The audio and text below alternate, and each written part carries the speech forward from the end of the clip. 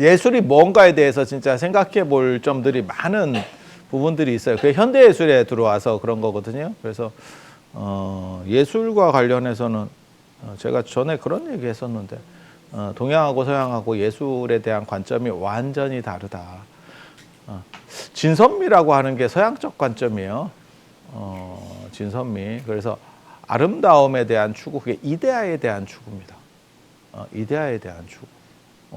그래서 아름다움과 그것은 곧 선이어야 되고, 이데아 진리니까, 어떻게 보면 진리니까, 그래서 그거는 선이어야 되고 아름다운 거여야 되고 그 다음에 참된 거여야 되고, 그러니까 완전한 거라고 하는 거지. 그리고 그 개념이 나중에 기독교의 천국으로 들어가면 천국은 그런 거래. 그래서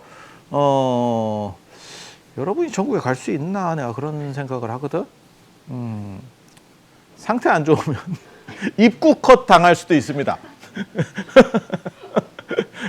등발 좋은 애들이 이렇게 서가지고 천국에서 기독교인이 이제 왔는데 자리가 없습니다.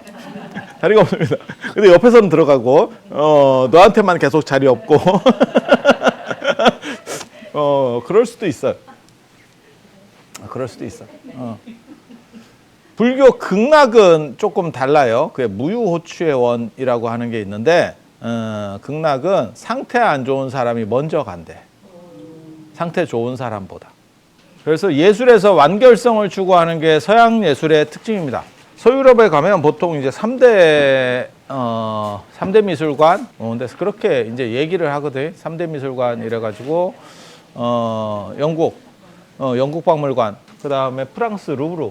이게 공식적으로는 영국 박물관이라고 하는 게 맞습니다. 대형이라는 표현이 이게 굉장히 안 좋은 표현이에요. 뭔 뜻인지 아시겠죠?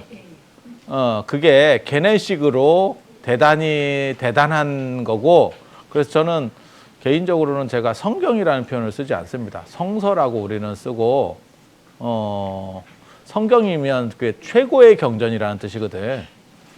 그냥 언어에 그렇게 돼 있는 거야. 성탄절도 그냥 우리는 크리스마스라고 하지 성탄절이라고 잘 안 불러. 그래서 공식 명칭이 그냥 영국 박물관이에요. 그리고 영국 박물관이 가보면 되게 좀 그지 같죠? 그런 생각 안 들어? 안 가봐서 모르지. 영국 박물관이 뭐 엄청 대단한 것 같지만 가보면 좀 그지 같아요. 영국이 있고 루브르는 원래 궁이었었잖아. 궁전이니까 아예 좋고, 그리고 그 앞에 또 유리 피라미드. 어떻게 보면 프랑스와 관련해서 가장 욕을 먹었던 건축 꼽으면 에펠탑과 그 유리 피라미드. 근데 나중에 지나고 나니까 가장 대표적이죠.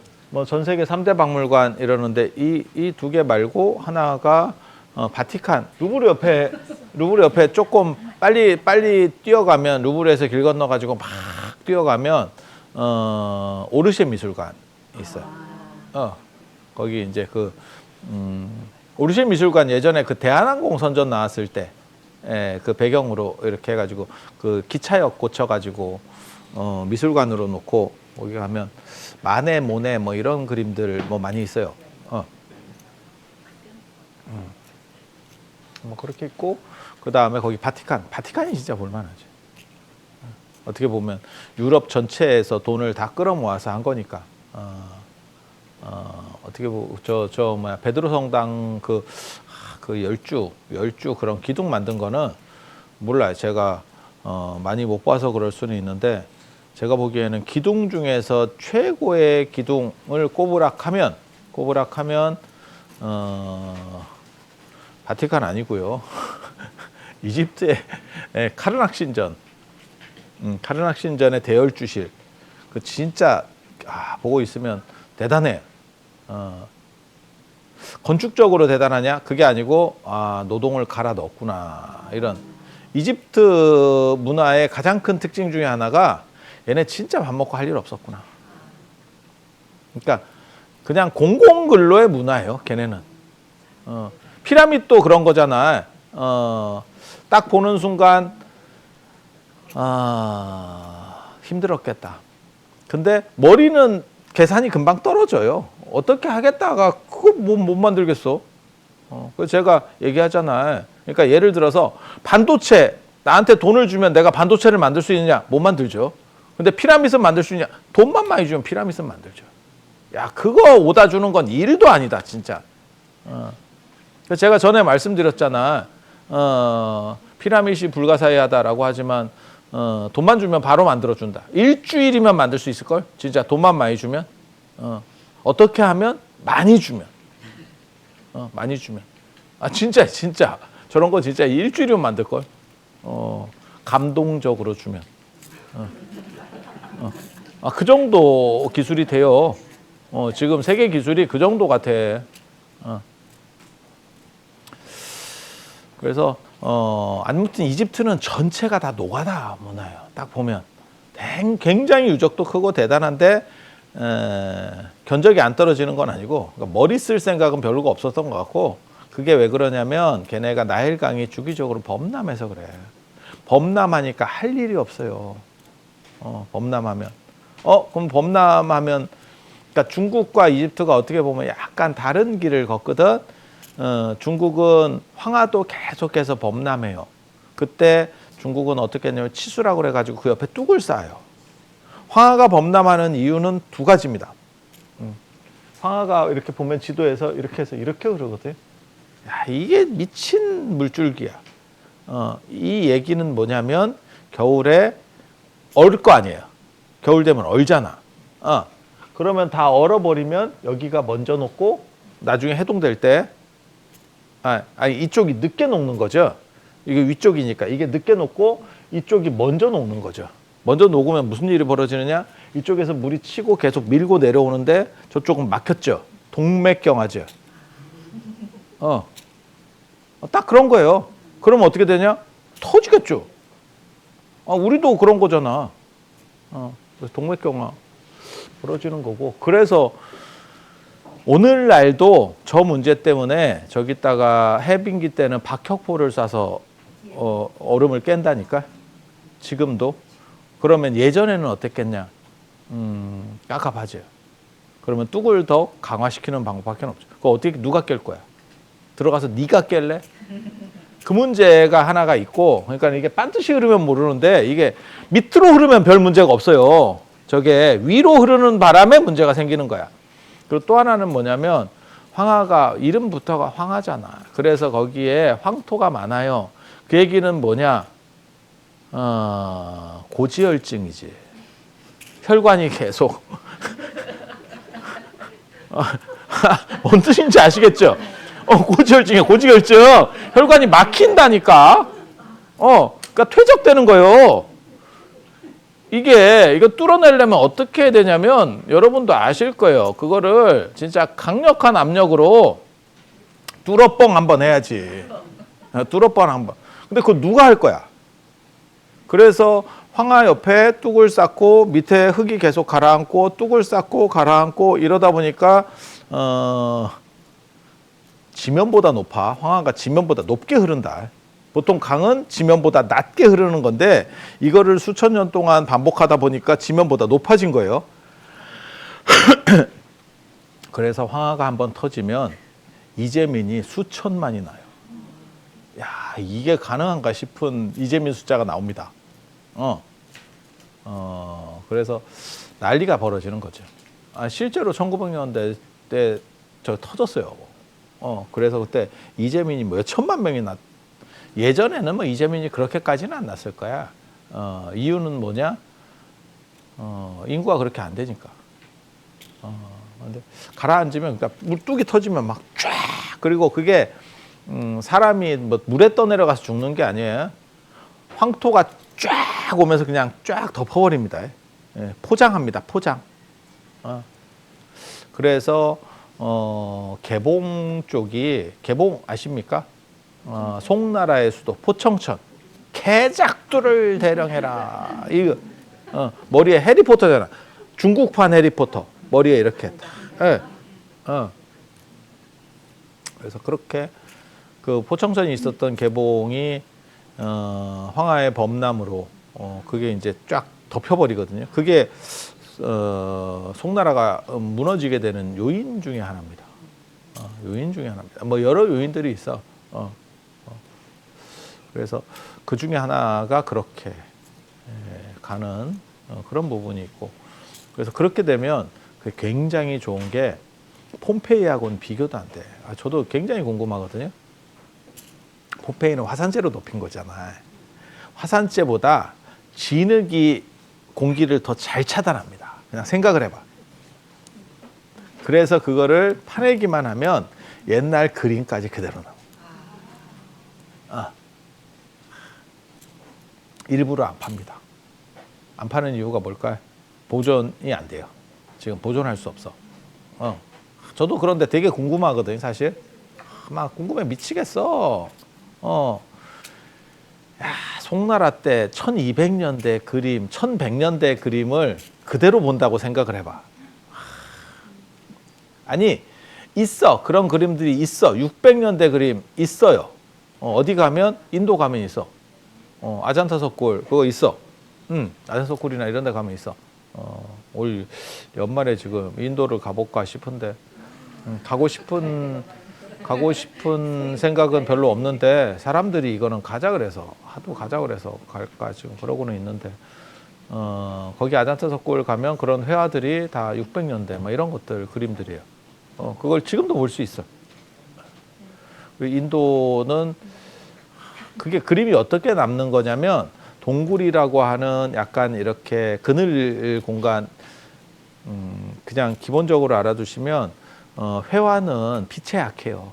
그래서 이런 조명, 인공 조명, 햇빛이면 끝납니다. 그냥 날아갑니다. 모든 그림은 햇빛 걸리면 그냥 다 날아갑니다. 아니 뭐 그림은 둘째치고 옷색도 날아가. 옷색도 날아가. 여러분 아시잖아요. 옷에 김치국물 같은 거 튀었는데 바로 못 빨아가지고 남으면 햇빛에 바짝 말리면 날아가 버리잖아. 아니 그렇잖아. 그러니까 세제로도 안 되는 게 될 정도로 자외선이 굉장히 강하다니까. 그래서 그림 쪽은 아무튼 다 날아가요. 색은 다 날아가. 근데 그게 동굴이니까 좀 살아남은 것도 있고, 그다음에 그 프레스코화예요. 프레스코화는 뭐냐면 일반 이런 벽에다가 그림을 그린 게 아니고 벽에 회칠을 하고 회가 마르기 전에 그림을 그리면 물감이 그 안으로 스밉니다. 그러면 그림이 훨씬 더 견고하겠지. 아니 그냥 생각을 해봐. 햇빛이 비쳐도 이게 두껍게 그림이 거기에 빨려 있으니까 오래 가겠지. 그리고 또 오래 시간이 지나면서 거의 생활 공간이었기 때문에, 그러니까는 뭐 기도도 하고 생활도 하고 이런 사찰 공간이었기 때문에 사람들이 쓰다 보면 거기에 때가 낍니다. 이렇게 그 때가 좋은 거예요. 때가 코팅 효과를 주거든요. 근데 이 미친 놈들이 그걸 벗겨냈지. 벗기면 쨍한 맛은 있어. 근데 이제 가기 시작하는 거지. 아니 요즘은 기술이 좋아서 그런 게 다 가능합니다. 훼손 안 하면서도 그 때만 싹 벗겨내고 이게 다 가능해요. 시절이 좋은 시절이잖아. 내가 아까 얘기했잖아. 피라미드 일주일 만에 짓는다고. 진짜 돈만 주면 지을 거예요. 한다는 놈 나올 거예요. 제가 해보겠습니다. 이러면서 나올 거야. 야, 리비아 대수로 공사 이런 게 지금 언제적 한 건데, 그것도 그런 것도 다 해냈는데 피라미드 저런 건 게임도 아니에요. 그런 공사에 비하면. 그래서 옛날 그림들, 근데 그 생동감 있는 게 그대로 묻혀 있으면 그 볼만하지. 그래서 황하라고 하는 게 아무튼 치수가 중국은 벽 쌓는 게 치수예요. 양옆에다가. 그러니까 황하는 범람 예의가 있고 양자강은 범람 예의가 없어요. 양자강은 일직선으로 흘러요. 그리고 거기는 따뜻해서 잘 안 얼어. 안 얼어. 그리고 얼어도 위쪽만 얼어. 위쪽만 얼면 아무 문제가 없어요. 이 상황에서 여기만 얼잖아요. 아무 문제 없어요. 하류가 얼면 난리 나는 거고, 위에는 안 얼었는데 하류가 얼어. 그러면 난리 나는 거고. 그냥 생각해 보면 그렇잖아. 근데 이집트 같은 경우는 그게 그렇게 막 미친 듯이 뭘 막으려고를 안 해. 그래서 범람을 하고, 범람하면 좋은 점, 제가 전에도 그런 말씀 드렸는데 인류 문명에서의 가장 큰 특징 중에 하나가 다 강해에 있는데, 그것도 주기적으로 범람하는 강에서 문명이 시작된다. 이유는 범람하면 비료가 필요가 없어요. 천연비료입니다. 천연비료. 그리고 이 관계수로를 정비하고 뚝을 막은 뒤부터 그 문명은 쇠퇴합니다. 왜? 농업 생산량이 쫙 떨어져요. 쫙 떨어져. 그래서 이집트는 잘 안 막은 것 같아. 그리고 아마 막기 어려웠을 거예요. 중국은 황토라는 게 있기 때문에 쌓으면 막히는 거고, 이집트에서 모래로 막냐? 야, 이거 쉽지 않지. 그냥 생각해봐도 뭘로 막을까? 그리고 범람은 인도도 그런데 범람이 그렇게 나쁜 게 아니에요. 왜? 주기적 범람은 인간에게 큰 피해를 주지 않습니다. 언제 범람하고 언제 어디에 물 차는지를 알기 때문에 사람들이 대비를 하고 싹 피해. 그러니까 불규칙한 게 문제인 거지 규칙적인 거는 큰 문제가 없어요. 그래서 그 범람할 때 몇 개월 동안 할 일이 없잖아. 그리고 농업 생산량은 범람 때문에 엄청나게 많고, 그 두 조건 때문에 문명이 발생하는 거예요. 그러니까 문명이 발생하는 조건에서 뭐가 있냐면 약간 평야가 끼고 있느냐. 우리나라 같은 경우가 사실 문명 발생에서 쉬운 조건이 아닌 게 큰 땅이 없어요. 모든 나라들이 이렇게 보고 있으면 옛날에 나라들이 갈리는 걸 보면 대부분 큰 강이나 산맥으로 갈립니다. 산맥으로 갈립니다. 우리도 왜 백제하고 신라가 세로로 잘렸는지는 대충 보면 알아. 한국 지도를 아는 사람은 다 알아. 아, 요렇게 잘릴 수밖에 없겠다. 그렇게 가는 거지. 그 태백산맥하고 소백산맥으로 이렇게 해서 나뉘잖아. 그러니까 그거 이렇게. 그리고 맨날 큰 강 얘기 나오잖아. 한강이 도시를 흐르는 강 중에는 상당히 큰 강입니다. 그거 유럽에 가보면 알아요. 뭐 세느강, 프랑스 세네강, 영국의 템즈강, 한강보다 작은 강들입니다. 그래서 한강이 생각보다는 괜찮아. 그래서 이집트 같은 경우는 문명이 땅도 너르고 그 다음에 효율적으로 무언가를 막기는 쉽지 않아. 그 강을 통제하기가 쉽지 않아. 그리고 나일강 같은 경우는 전 세계에서 두 번째로 큰 강이에요. 첫 번째가 아마존강입니다. 아마존강, 나일강, 그 다음에 양자강이 세 번째 되나 어쩌나 정확하게 모르겠네. 저도. 근데 나일강하고 아마존강은 분명히 1, 2위입니다. 바티칸 그 광장도 대단해요. 이렇게 보고 있으면 다 완성 못했죠. 그 면제부 팔아먹다가 돈 떨어져가지고. 그리고 바티칸 안에 가면 그거 있잖아.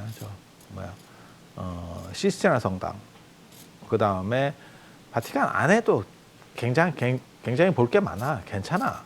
그리고 거기 이제 루벤스, 라파엘로 그런 사람들 작품들 다 있죠. 그러니까 보통은 이제 3대 이러면 라파엘로까지 넣거든. 다빈치하고 미켈란젤로. 그 둘은 고정입니다. 그건 이제 압도적인 사람이고 라파엘로는 뺏기기 선수거든. 그러니까 라파엘로가 어떤 과냐면 약간 삼성과예요. 창의적이진 않은데 뺏겨 먹고 더 빨리 해가지고 이렇게 그것도 기술입니다. 굉장히 좋은 겁니다. 저는 그런 거 옳다라고 생각하거든. 그러니까 새로운 걸 만들어서 창조해내느냐, 야 그건 쉽지 않다. 근데 전 세계적으로 딱 이렇게 보고 있다가 저거 되는 것 같은데 그러면 바로 올라타가지고 숟가락 얹어가지고 싹 하는 거. 그리고 이 예술이라고 하는 게 마지막 한마디만 하면 유럽 예술은 이데아에 대한 지향이에요. 그러니까 플라톤, 유럽은 플라톤을 극복을 못해요. 지금도 플라톤의 망령이 씌어 있어. 그래서 이데아를 지향하는 거고, 그래서 제가 그런 얘기 하는데 유럽에서의 예술 대상들, 그 대리석 이렇게 조각들 쫙 보잖아. 그러면 전부 몸짱입니다. 전부 몸짱이. 미켈란젤로의 대표작 중에 하나가 그 다비드상이잖아. 저도 그 실물은 못 봤는데, 실물은 저쪽 뭐 어디 미술관에 있는데 제가 거기를 못 갔어요. 근데 저희 가면 피렌체인가 가면 그 짭 보여주거든. 짭 보여주거든. 그래서 거기 이제 다 가보게 되는데